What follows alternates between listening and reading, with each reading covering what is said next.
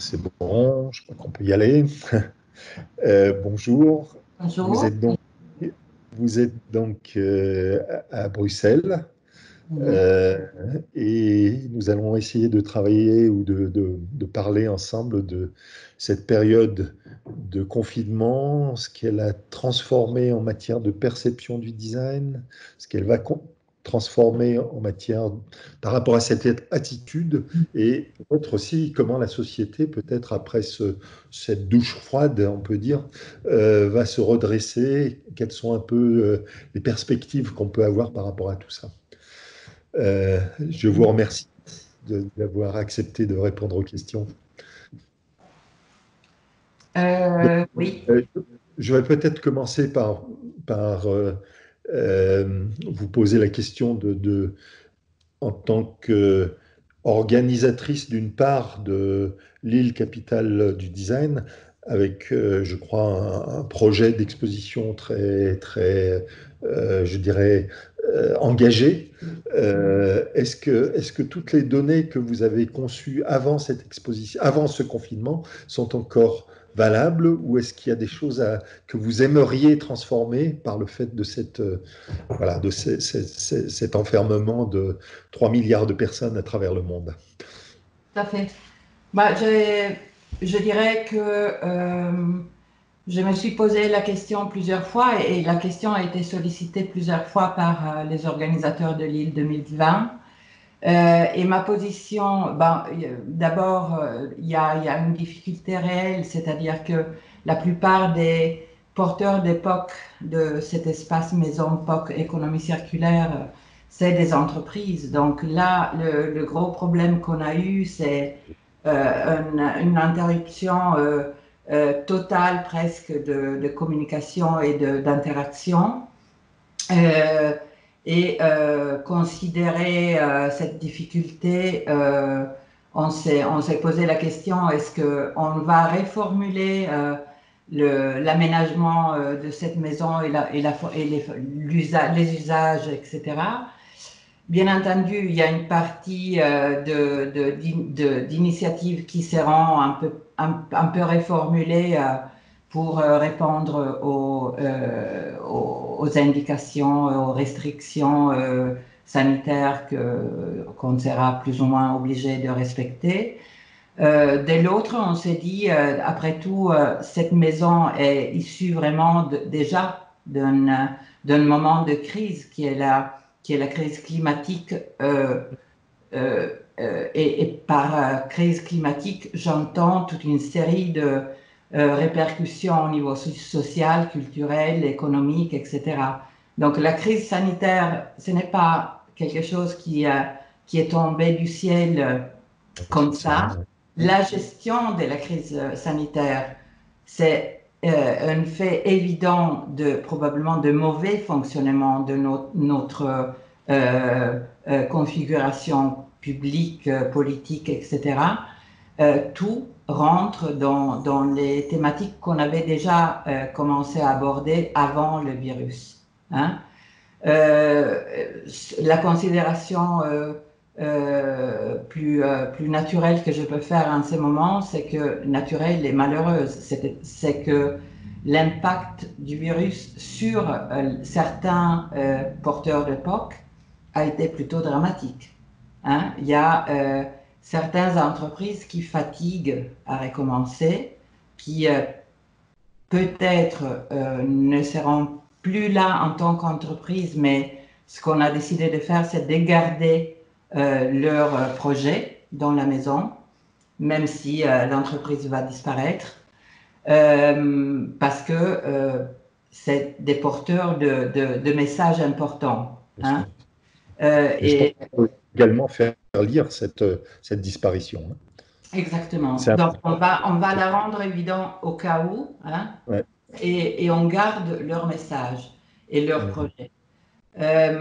Bien sûr, certains usages seront un peu reformulés. On fera appel, bien entendu, on va suivre le streamline du numérique. Donc, il y aura des conférences et des tables rondes qui seront à moitié présentiel et à moitié numérique. Donc cet aspect du numérique qui est la diffusion, hein, qui est très important.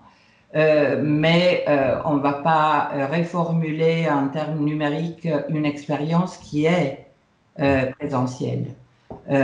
L'époque, c'est un retour d'expérience. Et l'expérience, je suis encore de l'idée et je le resterai probablement. J'appartiens à une génération qui a fait du corps politique dans un espace public, a construit sa vision du monde et de la vie. Donc, on va essayer de défendre cet aspect.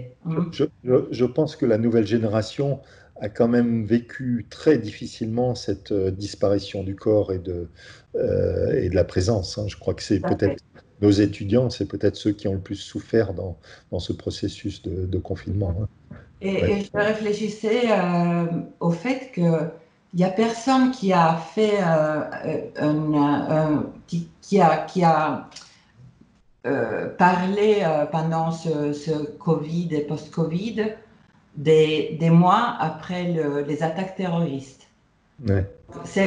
Moi, je pense qu'on s'est retrouvés et on a complètement oublié, c'est incroyable, ça fait quelques années seulement, mais ce climat de peur, revenir à l'espace public, on l'a déjà vécu. Ouais, ouais. En France, c'est un peu plus lisible à cause des états d'urgence. C'est-à-dire Oui, qu'on est bien dans la même logique d'état d'urgence, c'est-à-dire de l'exception et donc de l'autoritarisme, de la soustraction de démocratie, que ce soit sanitaire ou que ce soit terroriste. Donc il y a un lien qui est peut-être plus lisible que dans oui. d'autres pays où ceci n'a pas été fait. Ouais. Tout à fait. Mais bon, dans la perception des gens, je pense que c'est important de retourner aussi au sentiment qu'on a eu il y a quelques années et vraiment réfléchir à ça pour rendre un événement qui est un événement public. Donc, on parle quand même d'un espace public et de comment l'occuper autrement ou comment le valoriser. Parce que ce qu'on a ressenti, c'est clairement le confinement, c'est inévitablement un arrêt de nos droits Absolument. à vivre publiquement notre vie. Ouais. Et moi, j'ai passé le confinement dans un pays qui a décidé de ne pas confiner, mais de demander aux citoyens d'être raisonnables, et ça change tout. Oui, Euh, Ça change absolument tout, et le résultat est le même. Le résultat est le même, c'est qu'on a passé en effet 3 mois à l'intérieur, comme tous les autres, mais sur une base qui est une base de raison et pas une base de se plier aux ordres, quoi, hein. Et ça, exactement. je pense que c'est quoi, moi, c'est vraiment ce qui m'a le plus meurtri pendant ces 3 mois, c'est indéniablement cet autoritarisme. Tout à fait, tout à fait. Et le fait que probablement, comme toute forme d'autoritarisme, les effets, malheureusement, je crains que Bien euh, sûr. les gens ont envie de revenir à la normalité. Ouais, ouais, Et bien, ouais. la normalité avait quelque chose qui aurait dû être complètement remis en question. Mm. Et c'est ça, bon, je n'ai pas une vision très optimiste à propos de ça. Le risque, c'est vraiment revenir à un rythme d'emploi des temps, de consommation, de production qui est exactement le même. Ouais. Euh, La conscience, on peut dire. Absolument, absolument. Parce que là, c'est notre liberté. Si on oppose à notre liberté, disons, d'être nature et d'être public, une liberté qui est réglée par des indications autoritaires, forcément, notre idée de liberté, c'est revenir à la normalité. Mm. Et la Mm. normalité, c'est les règles libéralistes, Mm. hein. On reste là-dedans. Ouais. Et moi, ce que j'ai vraiment regretté par rapport un peu au monde du design et plus en général à un certain usage et surusage des réseaux sociaux. Moi, j'ai eu besoin de silence à un certain moment. Et ce silence qui est un luxe, j'ai essayé de le cultiver dans mon intimité, mais je trouve qu'on a un peu abusé de ce besoin de marquer sa propre identité encore dans un moment de deuil, hein, parce que Mhm. le monde a perdu énormément de vies humaines pendant ce virus. Euh, et le besoin de s'affirmer par le biais d'un projet design ou d'une, d'un statement qu'il faut absolument, d'un positionnement qu'il faut absolument prendre, euh, je trouve que on a perdu une occasion où la réflexion en solitaire parfois pour puis s'organiser ensemble aurait été très sain. Mhm. Mhm. Et on a perdu la lenteur du temps aussi. On a perdu euh, vraiment les bénéfices de profiter de ce temps Ouais. suspendu. Et tout ça, je pense que ça ferait du bien aussi au monde du design, et que ce soit du design critique, du design industriel, etc., pour réfléchir à comment recommencer et pas se sentir dans l'urgence et l'émergence de Lui range réponses. lui-même. Oui, Ouais. voilà. Donc ça, c'est un peu mon sentiment, mais c'est tout à fait personnel.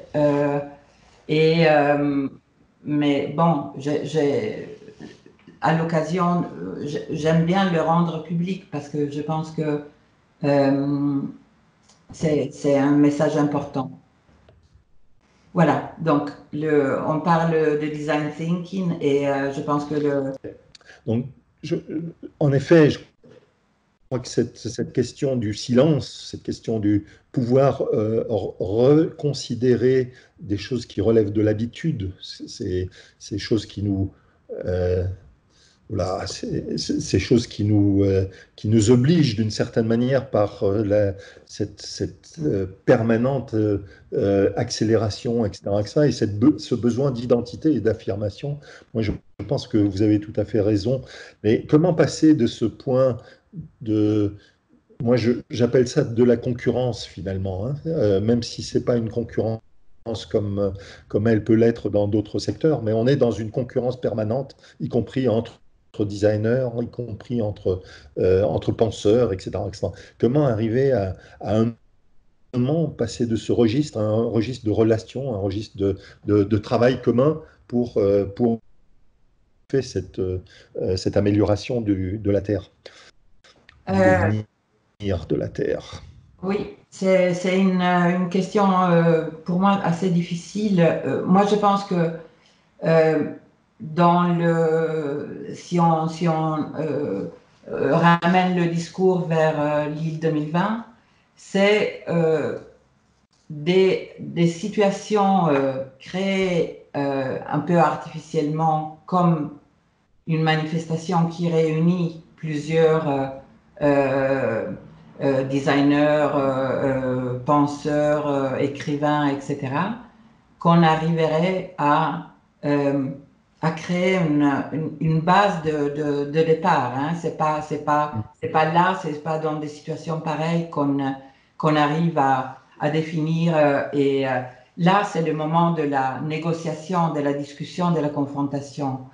Et plus que jamais, grâce au fait que euh, vraiment, ce que je trouve de particulièrement intéressant dans la formulation de l'île de 2020, c'est cette diversité de points de vue. Il n'y a pas que les designers dans les porteurs d'époque. Bien sûr. Il y a vraiment un ensemble tellement divers et enrichissant de ce point de vue qu'il faudrait vraiment envisager de créer des plateformes de discussion le plus possible parce que c'est là, c'est dans l'interconnexion de pensées différentes et de vécus différents qu'on peut arriver à réformer quelque chose. Ouais. Sachant que le virus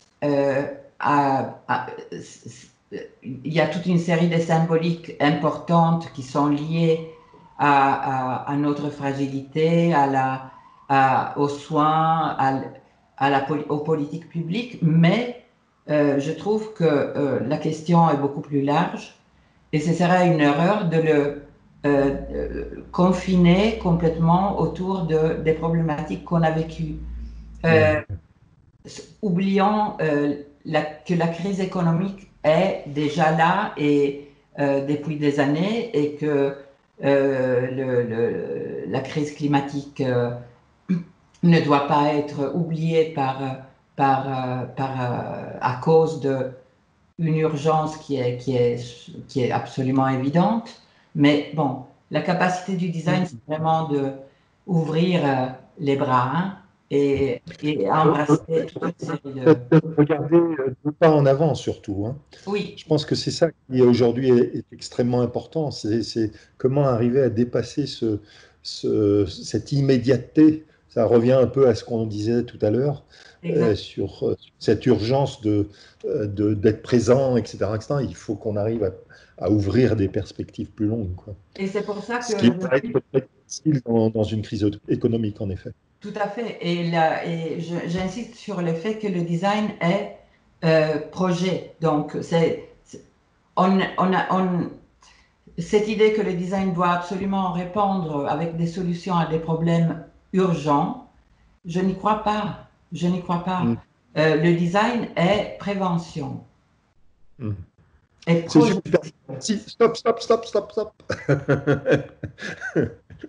On est déjà à On 18 a minutes. passé. Oui, Ouais. j'imagine. Non, mais c'était une très bonne conclusion, donc on va la prendre. OK. Merci beaucoup, Giovanna. Merci. Merci et à bientôt. À bientôt.